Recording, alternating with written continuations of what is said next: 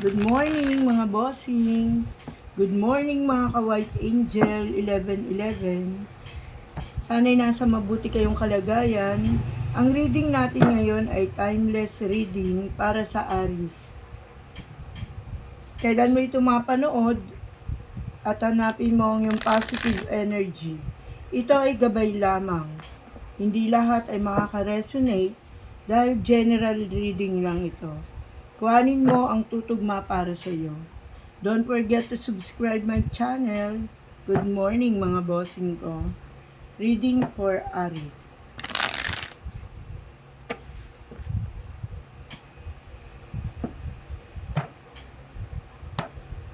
Give me an energy for Aries. Give me an energy for Aries.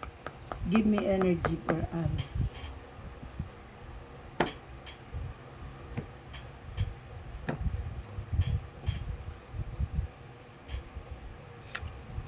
Sinasabi sa baraha mo, Aries, na magtatagumpay ka sa iyong buhay sa pakikipagsapalaran mo. Nandito ka ngayon sa gitna ng pagsubok. Sinasabing marami kang pasanin, maraming pabigat na nasa iyong balikat. Lalo na ngayong pumasok ang July, mula July ngayong August. Sinasabi rito na kung ano man daw ang nakabibigat sa iyong kalooban, lalo-lalo na sa mga may anak dito, makakaraos din daw po. Sinasabi dito na matatapos na ang lahat ng iyong mga pagsubok, Aries.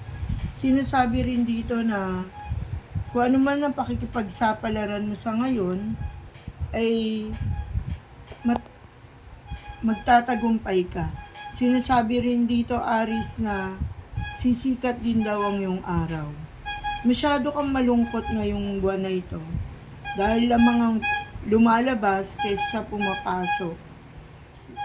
Sinasabi rin dito na nagkaroon ka na ng mga utang. Hindi ba?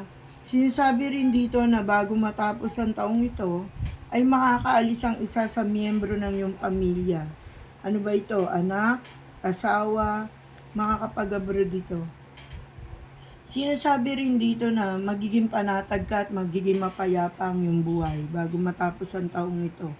Sinasabi na huwag kang mawawala ng pag-asa at patuloy kang manalangin sa ating Diyos Ama. Lagi lamang nakasubaybay sa atin ang mabubuting espiritu, ang mga gabay, kung kaya't patuloy kang lumaban. Ipakita mo na sa pamamagitan ng iyong katapangan at pananampalataya ay makakaraos ka. Aries, sinasabi dito na kung ikaw ay nasa malayong lugar, mag-iingat ka, ingatan mo ang iyong kalusugan. Sinasabing nalalapit ka sa karamdaman.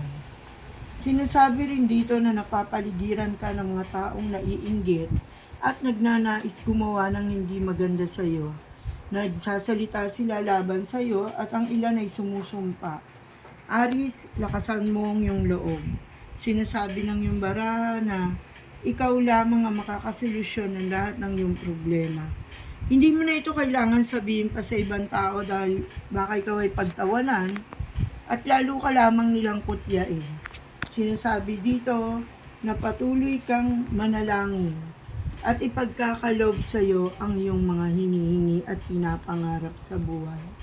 At para naman sa iyong love life, sinasabi rin dito na mananatiling matatag ang inyong pagmamahalan. Magsusuportahan kayo ng inyong partner. Kung sino man ang sa inyo nasa malayo, mananatiling matatag ang pag-ibig nito sa iyo. Sinasabi rin dito na ang ilan ay mapaglaro sa pag-ibig, Aries. Kung kaya't huwag kang basta-basta magtitiwala or baka ikaw ito na naglalaro lamang sa umiibig sa iyo. Mag-iingat ka dahil lagi nakasubaybay sa iyo ang mga divine mercy, ang mga gabay na hindi mo nakikita sapagkat sinasabi rito na may judgment na kakaharapin at meron kang mga hindi nalalaman ng mga pangyayari sa buhay na bigla na lamang dumarating. Sinasabi naman dito sa iyong career na ikaw ay magtatagumpay Sinasabi na sa ngayon, nararamdaman mo napakabagal ng usad ng iyong kapalaran, pero sinasabi rin naman sa iyo na pasasaan at makakaraos din. Sinasabi naman dito na ang iyong kaperahan ay hindi ganun kagandahan. Mula nang umapak ang July at hanggang, kung di ako nagkakamali, hanggang October mo pa ito mararamdaman. At pagkatapos nga November, December, ay magkakaroon ng pagbabago sa iyong buhay. Sinasabi rin dito na huwag ka masyadong nag-iisip ng hindi naman tumutugma sa iyong pangkabuhayan.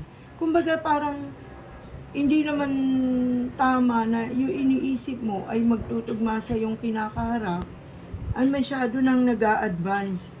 Marami nang gumugulo sa isip mo, Aries. At naririto at lumitaw ang magician, ibig sabihin, sa isang iglap, sa lahat ng problema na kinakaharap mo ngayon, ay isang magic lamang. At sa isang iglap, kapag iniba ng Diyos ang iyong kapalaran, sinasabi rito na parang maglalaho lahat ang iyong mga suliranin. Yes, magiging napakasaya ng iyong pamilya, Aries. Sinasabi rito na may parating sa iyong magandang balita at magandang kapalaran. Ano ba ito? Balak mo mag-abroad? Sige, pagpatuloy mo. Ano pa? Balak mo magtayo ng negosyo? Magtatagumpay ka. At ikaw magiging ilaw ng iyong mga anak at ng iyong buong pamilya. At sinasabi rito na merong isang babae ang tutulong sa iyo, sa iyong career, sa iyong kaperahan. Merong mag-o-offer na magbibigay sa iyo ng tulong. At sinasabing magiging maayos na ang iyong buhay sa darating na 2024. At ang lahat ng pagsubok na ito, Aries, ay malalagpasan mo na sa pangalan ng Panginoong Jesucristo. Patuloy tayong manalig. Ayan o, manalangin.